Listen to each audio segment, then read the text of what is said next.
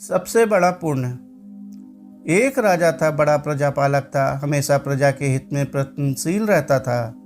वह इतना कर्मठ था कि अपना सुख ऐशो आराम सब छोड़कर सारा समय जन कल्याण में ही लगा देता था।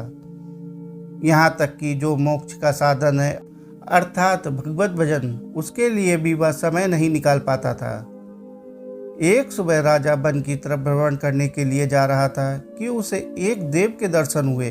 राजा ने देव को प्रणाम करते हुए उनका अभिवादन किया और देव के हाथों में एक लंबी चौड़ी पुस्तक देखकर उनसे पूछा, महाराज आपके हाथ में यह क्या है?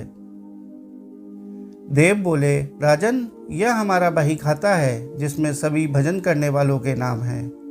राजा ने निराशा युक्त भाव से कहा, कृपया देखिए तो इस किताब में कहीं मेरा नाम भी है या नहीं। देव महाराज किताब का एक एक पृष्ठ उलटने लगे, किंतु राजा का नाम कहीं भी नजर नहीं आया। राजा ने देव को चिंतित देखकर कहा, महाराज आप चिंतित ना हो, आपके ढूंढने में कोई भी कमी नहीं है। वास्तव में ये मेरा दुर्भाग्य है कि मैं भजन कीर्तन के लिए समय नहीं निकाल पाता और इसलिए मेरा नाम यहाँ नहीं है।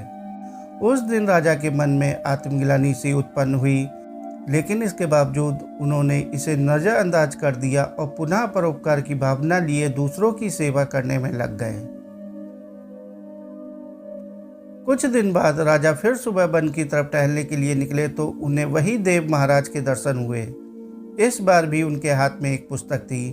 इस पुस्तक के रंग और आकार में बहुत भेद था और यह पहली वाली पुस्तक से काफ़ी छोटी भी थी।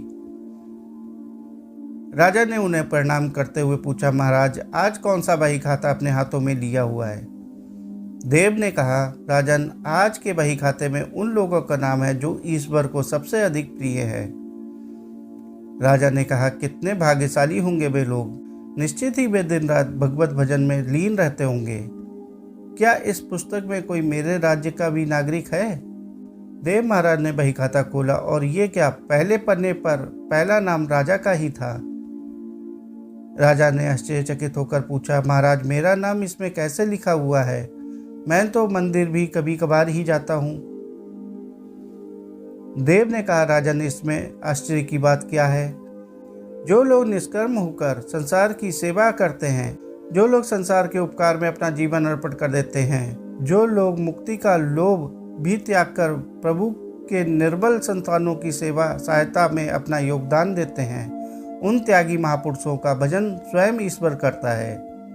हे राजन, तू मत पछता कि तू पूजा पाठ नहीं करता, लोगों की सेवा कर, तू असल में भगवान की ही पूजा करता है।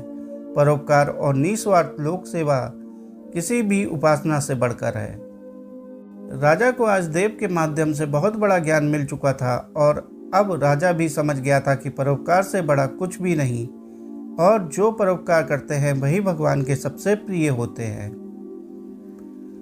मित्रों, जो व्यक्ति निस्वार्थ भाव से लोगों की सेवा करने के लिए आगे आते हैं, परमात्मा हर समय उनके कल्याण के लिए प्रयत्न करता है।